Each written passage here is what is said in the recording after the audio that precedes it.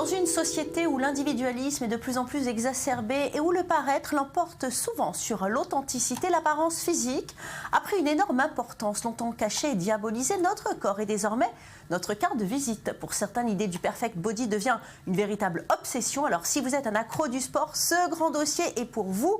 Heures d'entraînement à rallonge, musculature de rêve, régime drastique, voilà la recette à suivre pour avoir un corps absolument parfait. À Tel Aviv, il y a tout pour avoir un corps de rêve, salle de musculation en intérieur ou bien au bord de la mer. Je vous propose de faire la connaissance d'Ilan Ben Soussan. Il vit, il respire au rythme des entraînements. Muriel Hadassa l'a suivi avec la caméra d'I24 News, un rythme de professionnel. Et vous allez voir que Muriel n'a pas perdu son souffle. Regardez.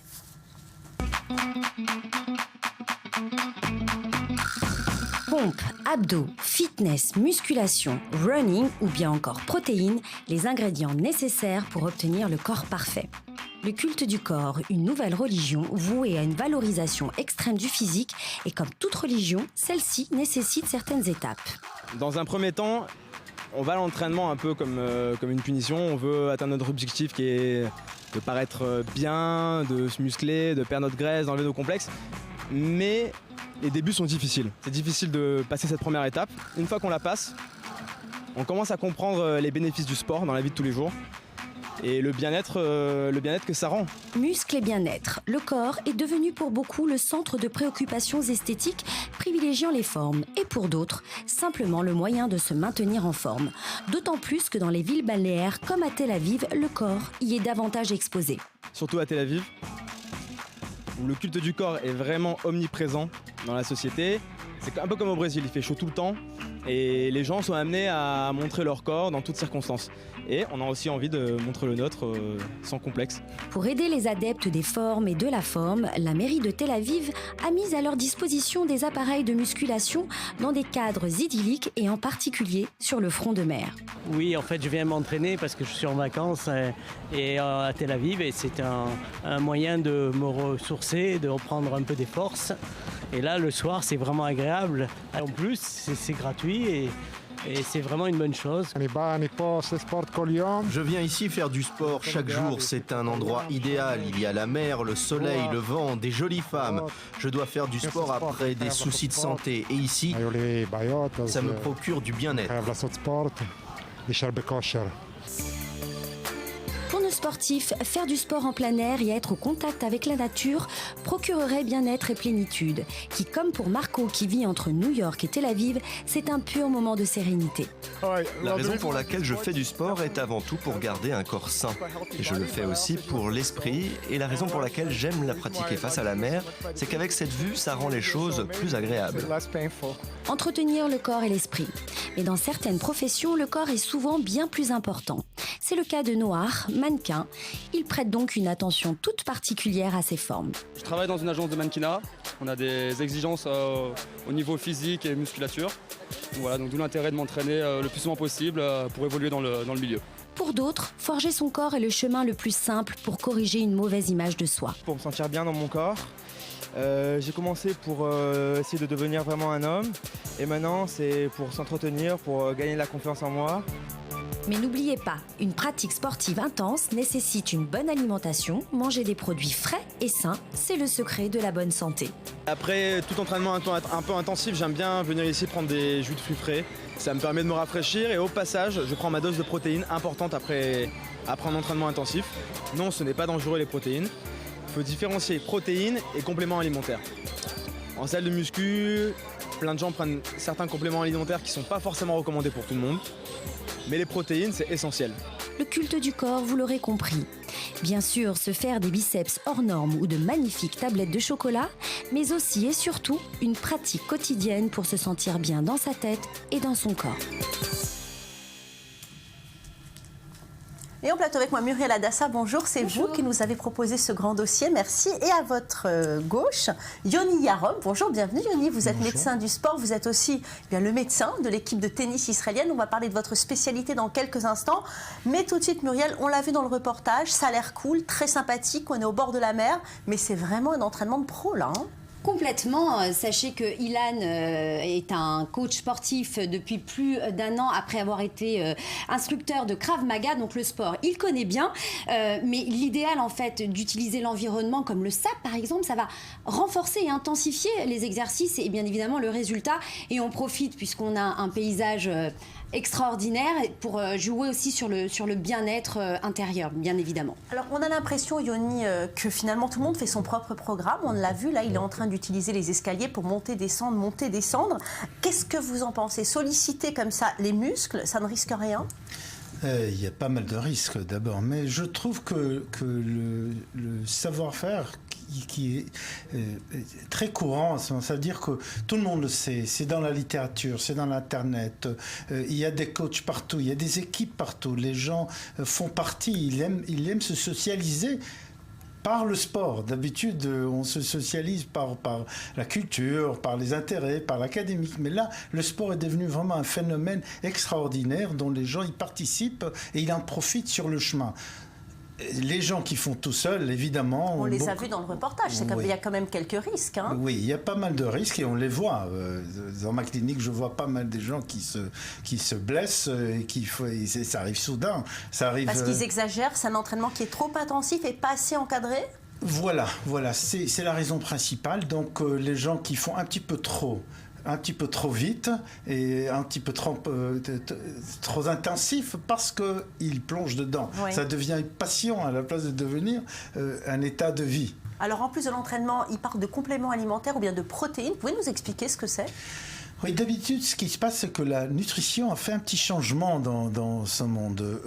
Les sportifs qui ont appris par les sportifs de haut niveau, ils essaient de s'alimenter immédiatement après l'exercice. Aujourd'hui, on sait que c'est pas tout à fait exact, mais ces sportifs amateurs qui s'entraînent au niveau de professionnels presque, essaient d'adopter toutes ces petites mesures. Donc, ils essaient de manger dans les 20 minutes ou 40 minutes après l'exercice. Ils font un petit peu plus sur la mesure des protéines, ils font un petit peu plus sur les produits frais, et ce qui est bon de certaines natures, mais d'autre part, ça manque un petit peu et c'est un petit peu exagéré, je trouve.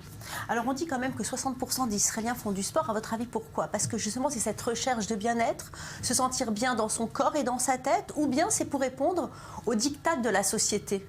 Eh bien, les deux. Ce qui se passe, c'est qu'en 1999, seulement, et il restait assise, 2% des Israéliens faisaient du sport 2 fois par semaine. Cette augmentation, incroyable. Oui. Mais il y a eu beaucoup de publicité par le gouvernement, par les encadrements académiques qui ont foncé, qui ont dit le sport c'est absolument nécessaire pour garder la santé. Et les Israéliens, comme ils l'adoptent, ça a commencé un petit peu lentement et soudain ça a pris d'un seul coup. Donc en 2005, déjà 54 des Israéliens faisaient du sport 2 fois et plus par semaine. C'est qui est incroyable. C'est vraiment je pense le caractère israélien qui fait foncer les gens.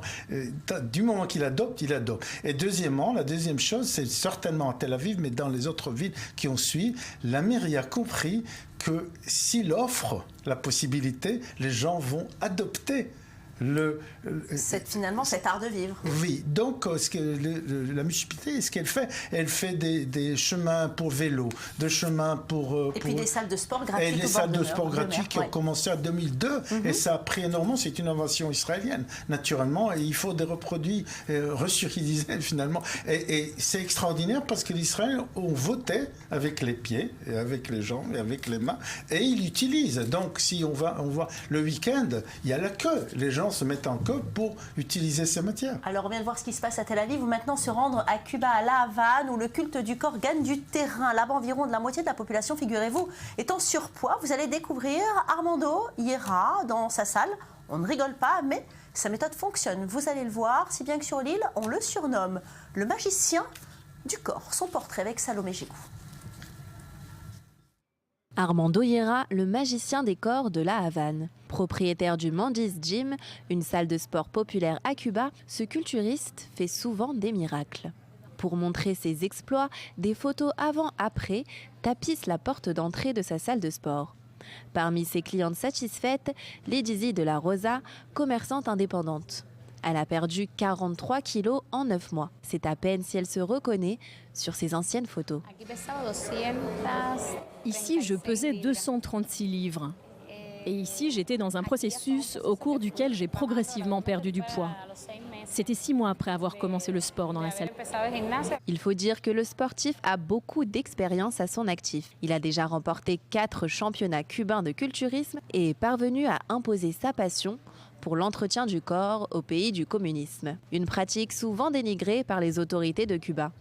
Mais depuis quelque temps, les mentalités commencent à changer. Entretenir son corps n'est plus considéré comme un passe-temps uniquement dédié à la bourgeoisie. D'autant plus que 44,3% de ces 11 millions d'habitants sont en surpoids et de plus en plus souhaitent se débarrasser de ces kilos en trop. En 16 ans, Armando Llera est passé de 20 à 80 clients.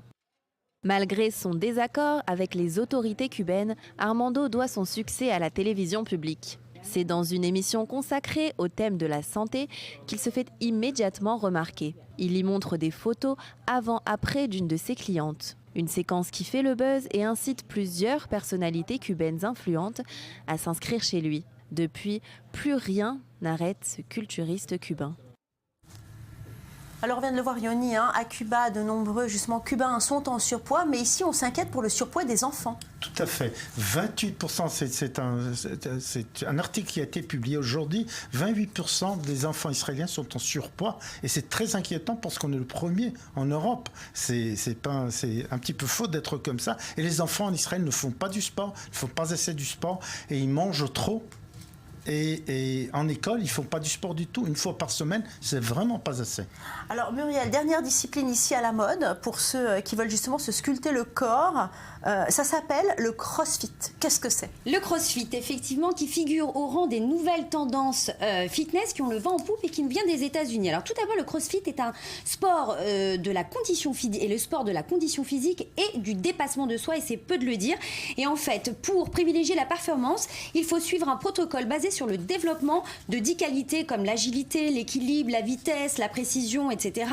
Et le but est de se forger la meilleure des conditions physiques de façon globale. Il repose sur 3 principes clés qui sont des exercices constamment variés. Donc en fait, il n'y a pas de routine avec le crossfit. Des mouvements fonctionnels, c'est-à-dire des mouvements complètement naturels que l'on retrouve dans la vie quotidienne comme s'asseoir, se relever d'une chaise, etc. qui va vous préparer à la vie en dehors de la salle de sport. Et un entraînement en haute intensité qui est une méthode efficace pour développer et améliorer la condition physique en peu de temps. Donc la différence par rapport à d'autres sports, c'est qu'il n'y a aucun exercice d'isolation qui est pratiqué, c'est-à-dire qu'on va plus utiliser des mouvements polyarticulaires qui va mettre en action tous les muscles du corps en même temps. Donc après un travail d'échauffement, le coach va vous donner un entraînement adapté à votre condition et vous devez l'exercer dans un temps très court et en évitant les temps de récupération. C'est-à-dire que plus vous allez vous entraîner, plus les temps de récupération doivent être néant. Bon, alors, très répandu à Tel Aviv, et dites-moi, pour les femmes aussi, ça fonctionne? Ah, complètement, et plus que jamais, parce que d'autant plus que les femmes, en général, sont très très pressées dans la vie de tous les jours. Donc en fait, le crossfit, c'est idéal justement quand vous n'avez pas le temps de faire le sport, puisque 1 heure équivaut à peu près à 2 heures, 2 heures et demie de sport en salle. Intense, et c'est très intense, mais on devient très très vite accro, comme nous l'explique Tatiana. Je m'entraîne parce que ça me permet de me sentir plus forte. À chaque fois, c'est très difficile, mais à la fin, je suis contente de moi. C'est bon pour mon corps, mais aussi pour ma tête. Et plus je m'entraîne, et mieux je me sens. Je m'entraîne 4 à 5 fois par semaine. Et si je pouvais venir tous les jours, je viendrais tous les jours. Merci Yoni, merci Muriel. Alors donc, faites du sport, oui, c'est bon pour le corps donc, c'est bon pour la tête, mais attention, si vous vous lancez, il faut y aller par palier, on l'a compris, étape par étape. C'est l'heure maintenant de notre séquence médicale.